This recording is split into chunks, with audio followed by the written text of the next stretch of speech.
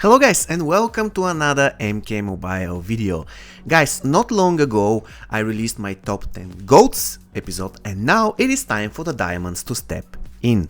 As usual guys, in my rankings I have taken into consideration how good the character is in faction wars against bosses, how adaptable the character is in terms of receiving support, how adaptable the character is when it comes to supporting other characters, how safe is the character, how deadly is the character, how good the character performs in very difficult battles in towers, and of course how good the character is in all battle modes across MK Mobile. So without any further ado, let us jump straight into number 10.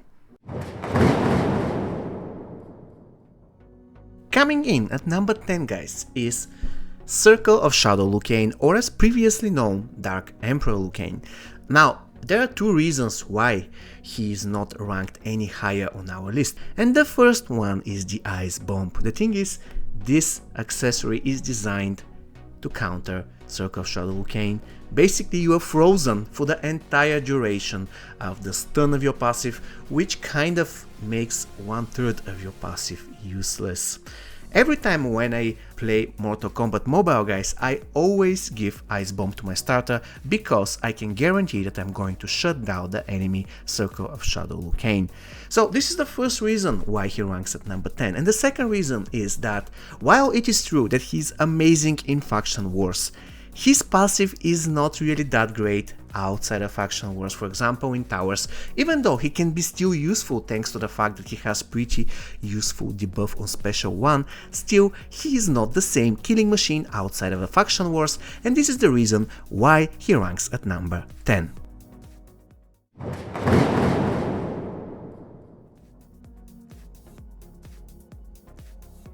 Ranking at number 9 guys is Dark Fate Terminator.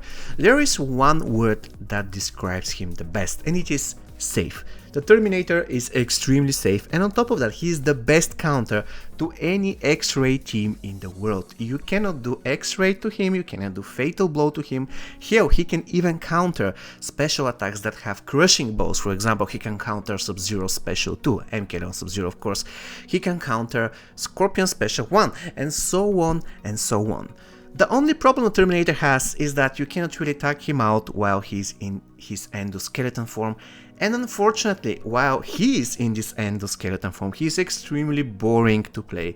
At least they could have given him a small special one, even without any buff or debuff, but something, because spending like 20 seconds just punching people is really boring.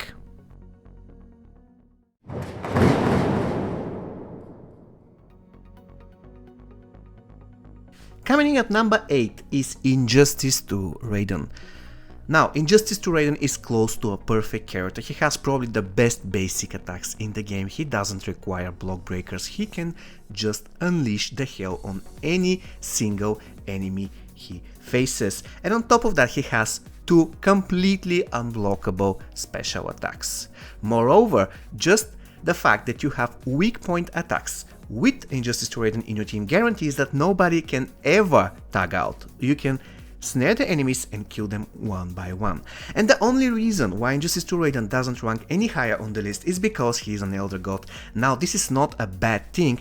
Problem though is that we don't have a lot of Elder Gods in the game, and we don't have a lot of Elder Gods that can support other cards. So in other words, Injustice to Raiden is always alone. He cannot be really properly supported. And that's the reason why he ranks at number 8.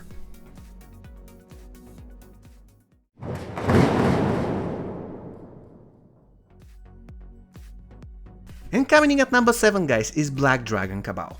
Now, speaking of perfect characters, Black Dragon Cabal is again pretty amazing. He has incredible tagging attack, he has great stats, unblockable special too. On top of that, Jade and Relentless Jason cannot evade. I mean, this is just perfect. You don't care whether you face Jade, you don't need X-rays, you can hit her with combo enders, you can hit her with special attacks, and she cannot evade.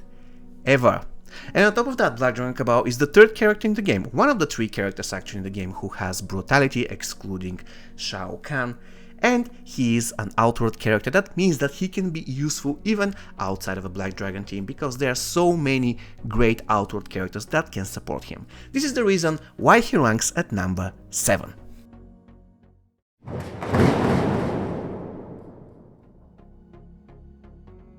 And coming in at number 6 is the queen herself, Ravenous Melina. Now, Ravenous Melina is one of the first diamonds introduced to the game, and she is simply perfect. She tags in, she stuns the opponent, she kills the opponents, and then she starts regenerating. On top of that, she is perfect for so many damage overtime teams. For example, Ravenous Melina is pretty amazing with Classic Reptile, with MK11 Scorpion, with so many characters that rely on damage overtime effect. So in a way, she is not only great assassin, but she can be a pretty awesome support, one of the deadliest supports in the game, by the way. And the reason why she ranks on number 6 and not any higher is because lately there are so many items in the game that give stun resistance that at some point Ravenous Melina kind of got nerfed in the process. And on top of that, like 6 months ago, somebody decided that the second part of her special 2 shouldn't be unblockable. I am not quite sure whether this is bug or she got nerfed, but at the end of the day, as of today, the 18th of May 2020, her special 2 is not unblockable, so she ranks at number 6.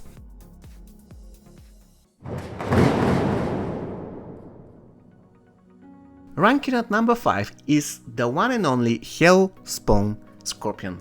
Now, the reason why I place him above Ravenous Melina is pretty simple. If you manage to build a very nice team around Hellspawn Scorpion, you simply cannot lose.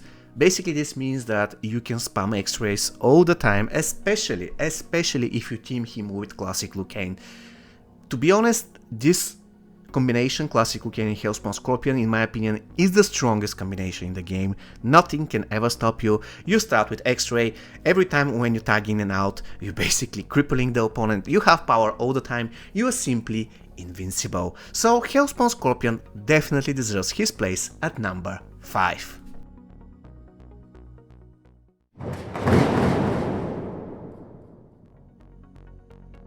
Coming in at number 4, guys, is another Scorpion, Strikeforce Scorpion, or as previously known, Spec Ops Scorpion.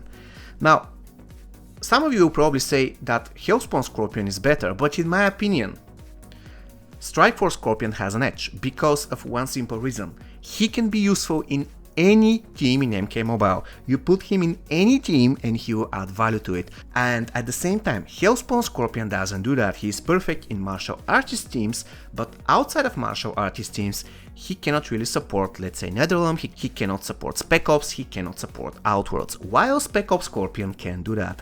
And in a Strikeforce team, he can save his teammates twice. How can you possibly lose with Strikeforce Scorpion in your team? This is a serious question, guys. How?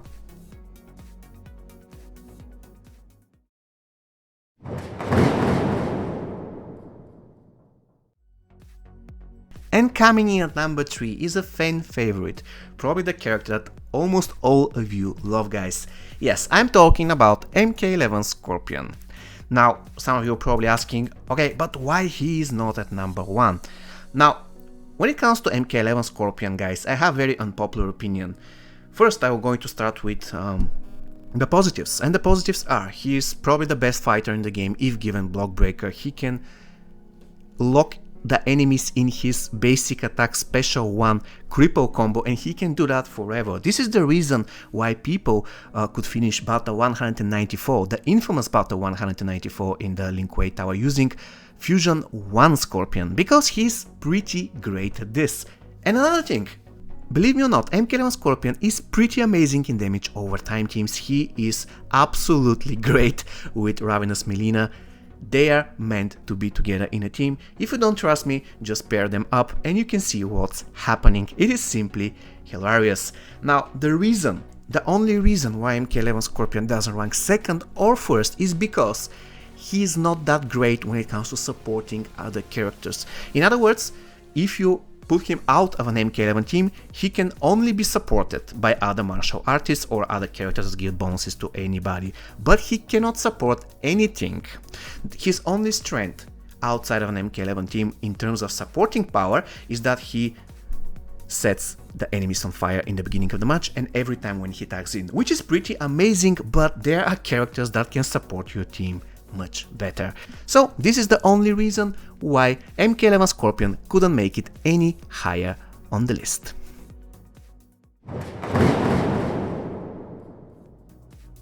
And the runner-up of my top 10 best diamond characters, guys, is Classic Raiden.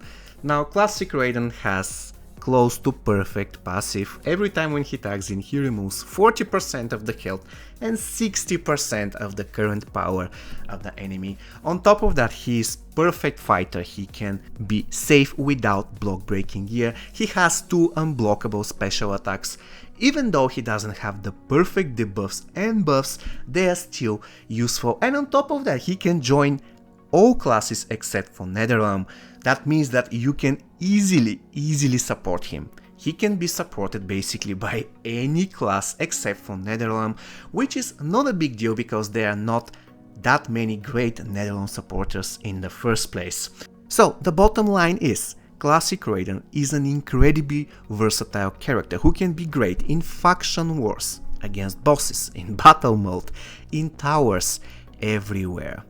And even though it was kind of difficult for me to decide who should be at number 2nd, 3rd and 4th, I had no doubts who is going to take the first place in my ranking. But before I reveal my champion, guys, I feel obliged to mention some names as honorable mentions. And the first one is Day of the Dead Kitana. Day of the Dead Kitana is pretty awesome support. She can fit in any outward team and she can be incredibly useful in that. The reason why she didn't make it to number 10 is because her quality as a fighter is not really high, unfortunately. The second character, the second honorable mention, guys, is of course Assassin Jade. Now, Assassin Jade can be great, but Assassin Jade can be bad depending on luck. This is the reason why I don't like playing with her. This is the reason why I don't regard her as one of the best characters in the game, because she heavily relies on luck. One day she can be great, she can evade 5 times in a row, she can destroy anybody by single special one, regardless of the fact whether they block or not, and the other day she won't evade anything and she can get killed. So I acknowledge the fact that she's a game changer. A lot of people hate her, a lot of people love her, but in my opinion she doesn't deserve a place in my top 10. And the last honorable mention, guys, is the Conqueror Shao Kahn, the Emperor himself. Now, Shao Kahn is an incredibly fun character. A lot of players kind of think that he's bad because he's slow, but come on, guys. I can finish a battle using him without throwing a single punch. That's how strong he can be. The only issue I have with him, and the only reason why I didn't put him in number 10, is because he heavily relies on equipment. Once you have the correct equipment for him, he's going to be an absolute beast, but if you don't have the equipment for him, he is not that great. So without any further ado, it is time to reveal our champion. I'm simply too fast. And the winner of my top 10 best diamond character, guys, without any doubts whatsoever, is Classic Liu Kang. As I mentioned before, I had some doubts about specific places and who should take them, but when it comes to number 1, it always belonged to Classic Liu Kang. His passive is simply incredible. No other passive comes even close to his. Basically, he cannot be power drained, you cannot apply dots on him, but the great deal about his passive is that every time when he tags in, he cripples the enemy, and every time when any of his teammates tags in, he cripples the enemy. It is just amazing. He can add ton of value to any team, and he can do that at any fusion, at any level. Literally, you put Classic Liu Kang Fusion 0, level 1, and he can be extremely useful in any team. And not only you are crippling enemies on tagging in, characters like Aftershock Tremor, for example, will be helpless against you, because imagine the Aftershock, the enemy Aftershock Tremor having 2 bars of power, he tags in and he pulls your weakest character, and the moment he does that, he's crippled. That is how insanely strong Classic Liu Kang is, and I really believe that this part of his passive should be nerfed, because it totally destroys the point of characters like Tremor, for example. So enough is enough, guys. Liu Kang is simply incredible, nobody ever comes close, and so far I just talked about his passive. Let's take, for example, his basic attacks. He can chain special to forever, and nothing can stop him, especially if you give him block breaking gear.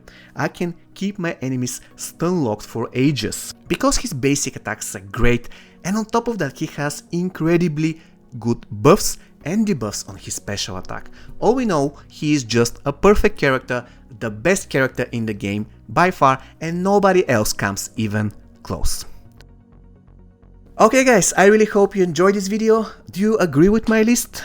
I will be very curious to see what you think about it down in the comment section. See you next time guys. Take care and stay safe.